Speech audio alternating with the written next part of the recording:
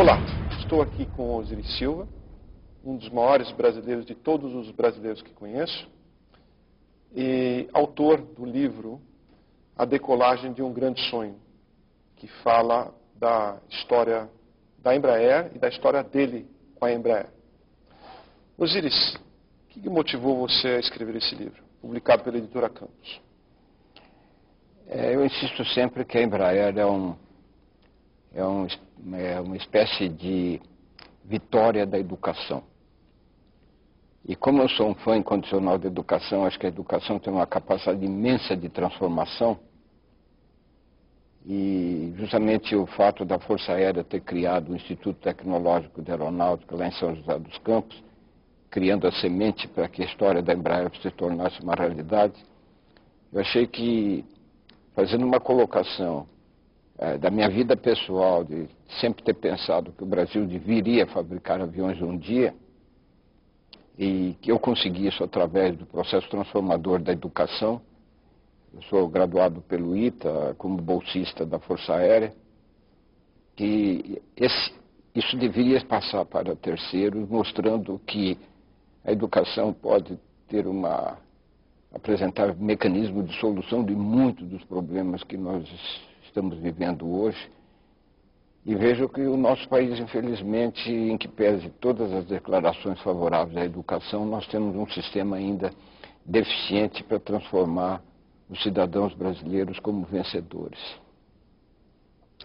Osiris, uma coisa que me chama muita atenção é o fato da Embraer ter tido somente 5 presidentes na sua história de 40 anos. Então você, como idealizador e criador e fundador da Embraer, quais foram os princípios gerenciais que você colocou na Embraer para que fizesse a empresa durar tanto tempo e ter tanto sucesso?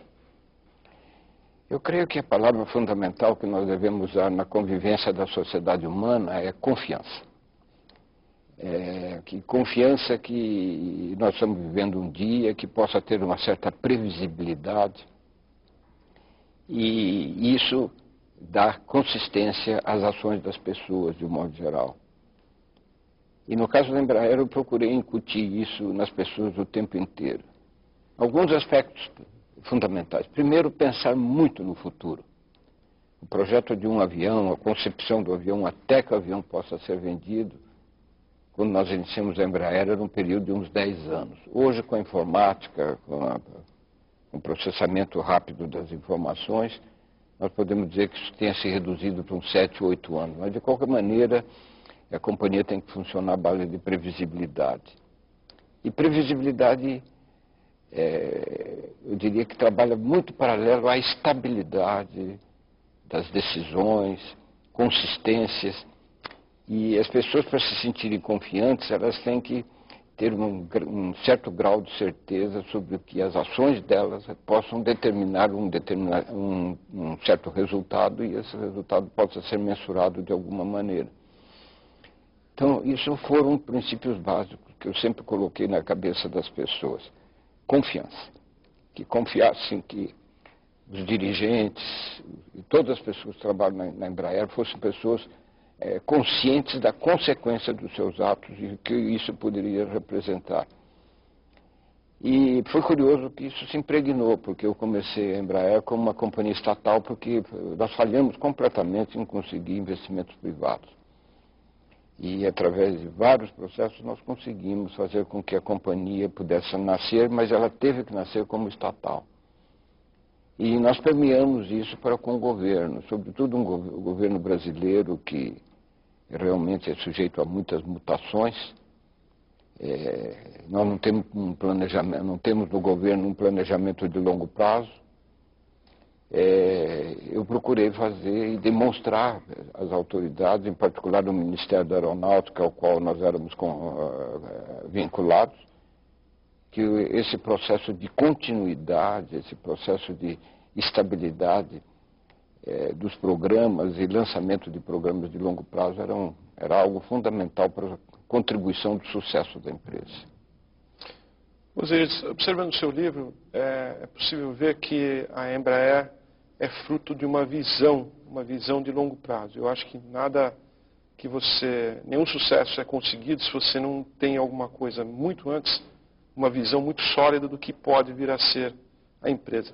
Qual é o processo de visão que você teve e como isso pode ser embutido em outras empresas, em governos? Olha, nós tivemos um Santos Dumont que, na realidade, para fazer voar seu primeiro avião, ele teve que ir para a França. Muito poucas pessoas discutem o porquê ele foi para a França. Nós podemos responder hoje claramente porque a França tinha um ambiente tecnológico que podia produzir o produto que ele tinha na cabeça ou que a própria França colocou na cabeça dele.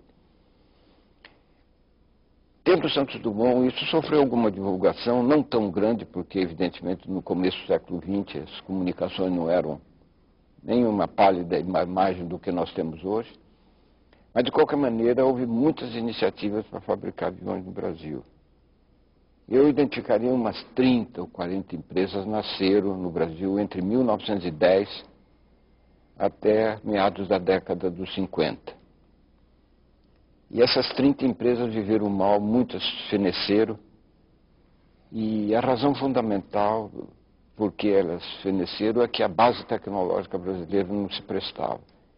E aí, quando você fala em visão, eu diria que a grande visão de tudo isso mesmo foi de uma equipe liderada pelo então coronel Casimiro Montenegro Filho, que em 1945 ele disse uma frase muito fundamental. Ele disse: nós somente fabricaremos aviões se antes fabricarmos engenheiros e técnicos. E foi aí que ele lutou pela criação do ITA, Instituto Tecnológico de Aeronáutica lá de São José dos Campos. E com a criação do ITA, realmente esses engenheiros começaram a se disseminar pelo Brasil e começaram a fazer empreendimentos cada vez com mais sentido, quer dizer, com começo, meio e fim, coisa dessa natureza. Mas mesmo assim, o mercado brasileiro sempre foi muito difícil para produtos brasileiros. Ainda hoje é. Se me permite uma brincadeira, eu digo que nós somos iguaizinhos aos americanos. Os americanos só compram produtos americanos e nós também. Quer dizer, então nessas circunstâncias, quer dizer, a entrada de produto brasileiro sempre foi muito difícil. A Força Aérea sempre ajudou muito, mas evidentemente ela não poderia substituir um mercado de consumo amplo e diversificado.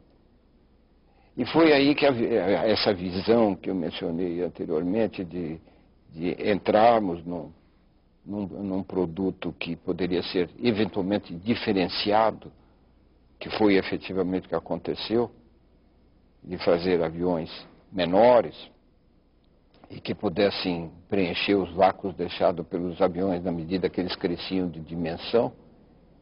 E foi aí exatamente que nós levamos o assunto para o campo internacional. Então, desde o começo, a Embraer foi criada para conquistar um bom mercado internacional. E isso contribuiu muito para o sucesso da empresa. Essa é a hora de um upgrade na sua vida. A FAP Pós-Graduação oferece os melhores caminhos. Descubra o seu.